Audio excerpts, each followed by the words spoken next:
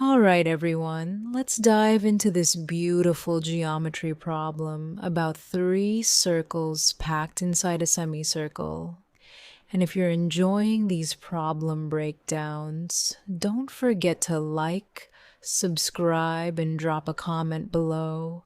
It really helps the channel grow. So here's what we've got. We have a semicircle with diameter AB equal to 30 units, and the center of that semicircle is point O. Inside this semicircle, we've packed three identical circles with centers X, Y, and Z. And each of these three circles is tangent to the diameter, tangent to the curved arc up top, and tangent to its two neighboring circles. Our job is to find the area of the green shaded region, which is basically everything inside the semicircle that's not covered by those three circles. Let's think about this logically before we jump into calculations. The green region is simply the area of the whole semicircle minus 3 times the area of one small circle. Since all three circles are identical, that's our whole strategy right there. So let's set up our variables. Let capital R be the radius of the big semicircle, and let lowercase r be the radius of each of the three small identical circles. Now, since AB, the diameter, is 30 units, that means capital R, the radius of the semicircle, is simply half of that. So capital R equals 15. Now here's where it gets interesting. We need to find lowercase r, the radius of the small circles. And to do that, we need to look carefully at the angles. Let's draw radii OE and OC. These go from the center O out through the points where circles X and Z touch the outer arc. Now think about the straight angle along the diameter, AB. That's a full 180 degrees. Since we have three identical circles sitting symmetrically along that diameter, that 180-degree angle gets split evenly into three equal parts. So each of those three angles at O measures 60 degrees. Keep that 60 degrees in mind. It's going to be really important in a moment. Now let's zoom into just one of these circles. Let's take circle Z. We connect its center Z to two special points. One is the point where it touches its neighbor circle Y, and the other is the point where it touches the arc. Now here's a key circle theorem we need to remember. Whenever you have a tangent line touching a circle, the radius drawn to that point of tangency is always perpendicular to the tangent line, meaning it forms a 90-degree angle. So both of those angles we just marked at Z are 90 degrees each.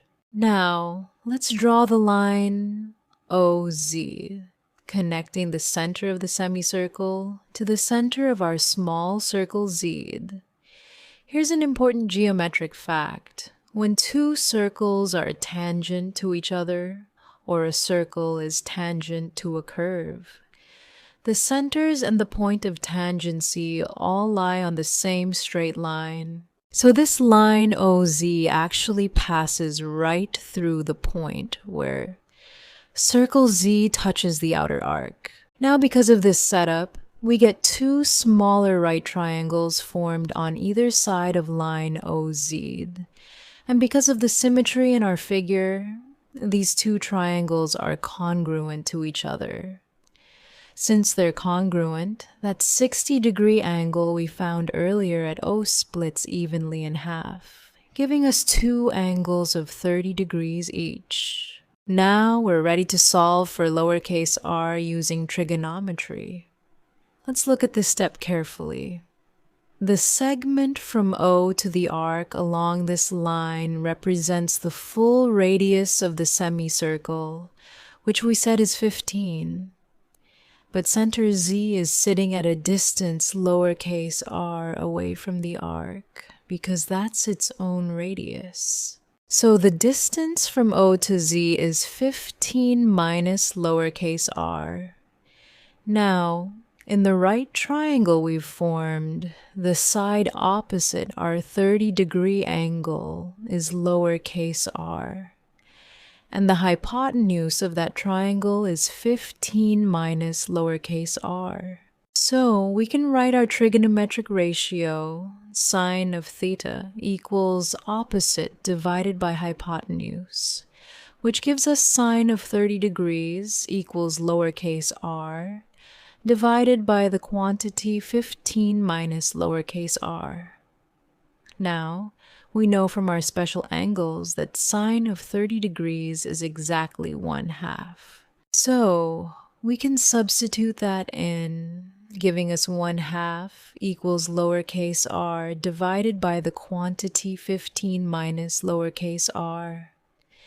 Let's cross multiply to clear that fraction. That gives us 15 minus lowercase r equals 2 multiplied by lowercase r.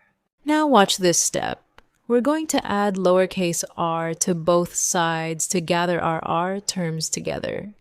And that gives us 15 equals 3 multiplied by lowercase r. Finally, we divide both sides by 3 to isolate lowercase r completely. And we find that lowercase r equals 5. So there we go. Each of our 3 small circles has a radius of exactly 5 units, while the big semicircle has a radius of 15 units. Now that we know both radii, let's calculate our areas. Starting with one small circle, we use the classic area formula. Area equals pi r squared, where lowercase r is the radius, so that gives us pi multiplied by 5 squared, which simplifies to 25 pi. Now, let's find the area of the semicircle.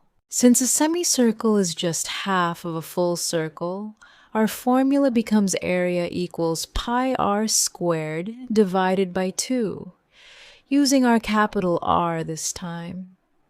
Substituting in 15 for capital R, we get pi multiplied by 15 squared divided by 2, which is pi multiplied by 225 divided by 2. Giving us 112.5 pi. Now, for our final step, let's put it all together. The green shaded area equals the semicircle area minus 3 times the small circle area.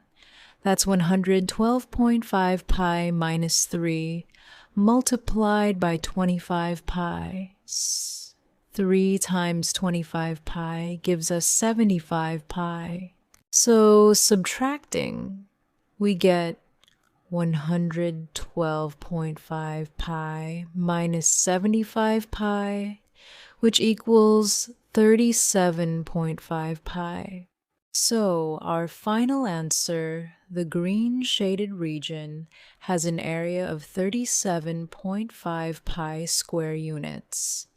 And if we want a decimal approximation, that comes out to approximately 117.8 square units. Great work, everyone. That's how you combine circle theorems, angle relationships, and basic trigonometry to crack a geometry problem like this.